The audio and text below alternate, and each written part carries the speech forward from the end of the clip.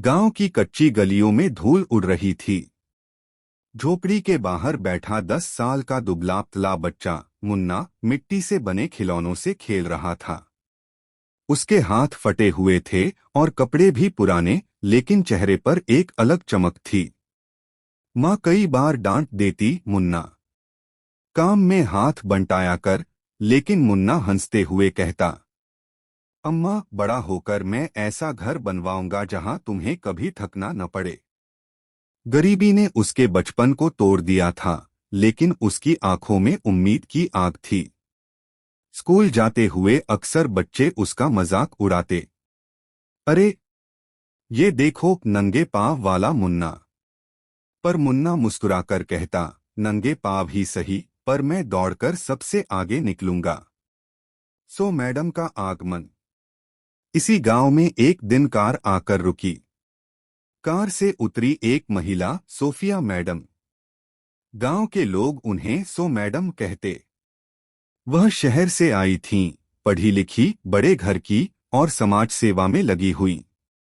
उनकी साड़ी साफ सुथरी थी, आंखों में आत्मविश्वास और दिल में दया। मैडम स्कूल आईं और बच्चों को किताबें बांटने लगीं। जब उनकी नजर मुन्ना पर पड़ी तो वह ठिठक गईं। फटे कपड़े, धूल से भरे पैर, लेकिन आंखों में चांद जैसी चमक।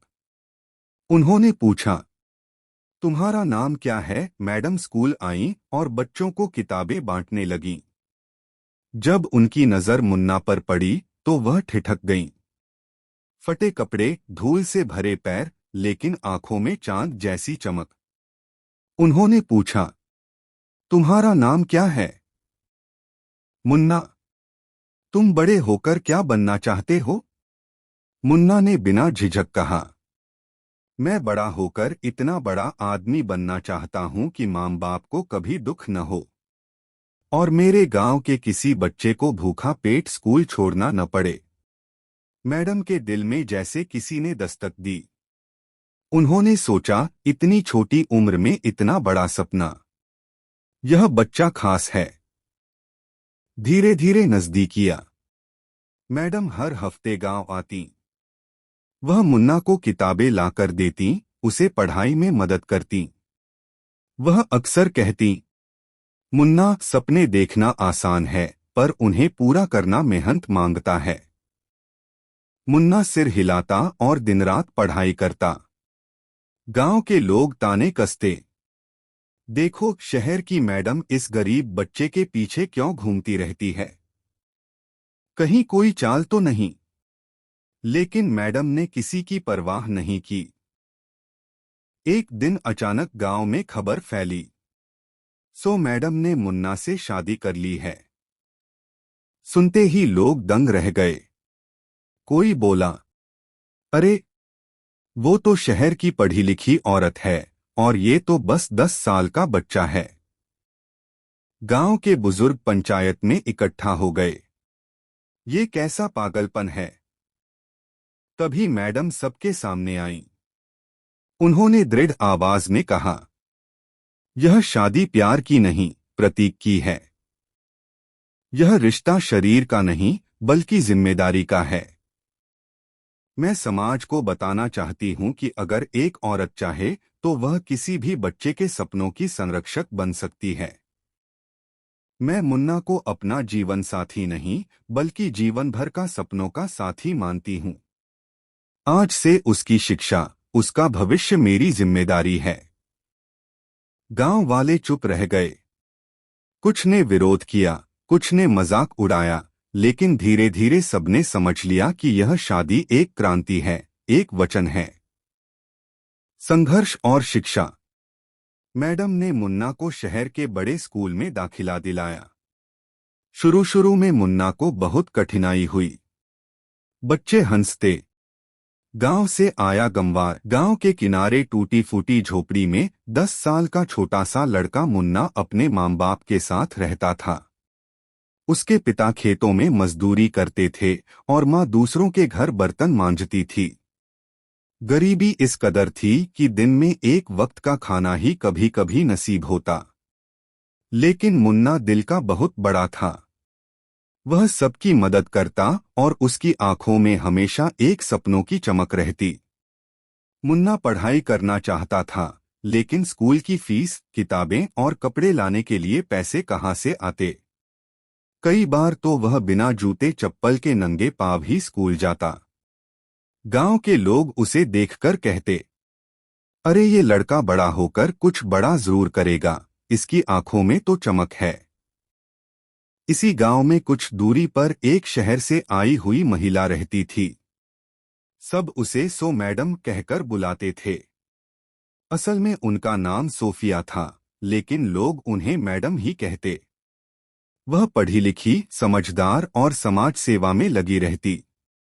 उन्होंने अपने जीवन में बहुत पैसा और नाम कमाया था, लेकिन शादी नहीं की थी। उनका मन गरीब बच्चों की मदद में लगता था। एक दिन जब मैडम गांव के स्कूल में बच्चों को किताब बांटने आई, तो उनकी नजर मुन्ना पर पड़ी। मुन्ना फटे कपड़ों में भी आत्मविश्वास से खड़ा था और सब बच्चों को हंसा रहा था। जब मैडम ने उससे पूछा, तुम्हारा सपना क्या है बेटा? मुन्ना बोला, मैडम मैं बड़ा होकर बड़ा आदमी बनना चाहता हूँ, ताकि मेरी माँ बाप को कभी दुख न हो और हमारे गांव के बच्चे भी अच्छे स्कूल में पढ़ सकें। सो मैडम उसकी बात सुनकर दंग रह गईं। इतनी छोटी उम्र में इतनी बड़ी सोच। दिन बीतते गए। मैडम अक्सर गांव आतीं और मुन्ना को पढ़ाई में मदद करने लगीं। किताबें, कपड़े, यहाँ तक कि स्कूल की फीस भी वही भरतीं। धीरे धीरे मुन्ना और मैडम के बीच गहरी आत्मीयता बन गई। गांव के लोग हैरान होते कि शहर की बड़ी मैडम क्यों इस गरीब लड़के पर इतना ध्यान देती हैं। एक दिन अचानक गांव में अफवाह फैल गई। सो मैडम ने मुन्ना से शादी कर ली है। लोग चौंक गए। अरे ये कैसे हो सकता है? वो तो शहर की बड़ी मैडम है और मुन्ना तो अभी बच्चा है। असलियत कुछ और थी। दरअसल मैडम ने समाज के सामने एक बड़ा उदाहरण रखने के लिए यह अनोखा कदम उठाया। उन्होंने कहा, यह शादी असली मायनों में रिश्ता नहीं है, बल्कि एक प्रतीक है। मैं चाहती हूं कि सबको समझ में आए कि उम्र या गरीबी इंसान के सपनों के बीच कभी दीवार नहीं बननी चाहिए। मैं मुन्ना की जिम्मेदारी जीवन भर निभाऊंगी, उसकी शिक्षा और सपनों का साथ दूंगी। लोगों ने पहले विरोध किया, लेकिन फिर समझ गए कि यह शादी एक तरह का वचन है, एक वचन शिक्षा का, बराबरी का और इंसानियत का। मैडम ने मुन्ना को शहर के बड़े स्कूल में दाखिला दिलाया। मुन्ना दिन रात पढ़ाई करने लगा। सालों बीते और मुन्ना ने मेहनत कर इंजीनियरिंग की पढ़ाई पूरी की। फिर उसने गांव में आकर एक बड़ा स्कूल बनवाया, जहां हर गरीब बच्चा बिना फीस पढ़ सकता था। जब वह बड़ा हुआ तो लोग कहते, देखो यही वह मुन्ना है जिसने गरीबी के अंधेरे से निकलकर पूरे गांव में रोशनी फैलाई। और यह सब संभव हुआ क्योंकि सो मैडम ने उसकी शादी नहीं, बल्कि उसके सपनों से रिश्ता जोड़ा था। सो मैडम बूढ़ी हो चुकी थीं, लेकिन जब वह मुन्ना के स्कूल की इमारत पर लगी नीम की पट्टी पर अपना नाम देखतीं, तो उनकी आंखें भर आतीं। मुन्ना हमेशा उनके चरण छूकर कहता, मैडम आप मेरी माँ से भी बढ़कर हैं। आप न होती तो मैं शायद कभी कुछ न बन पाता। गांव के लोग अब उस शादी को हंसी में नहीं लेते थे। वे कहते थे, वह कोई साधारण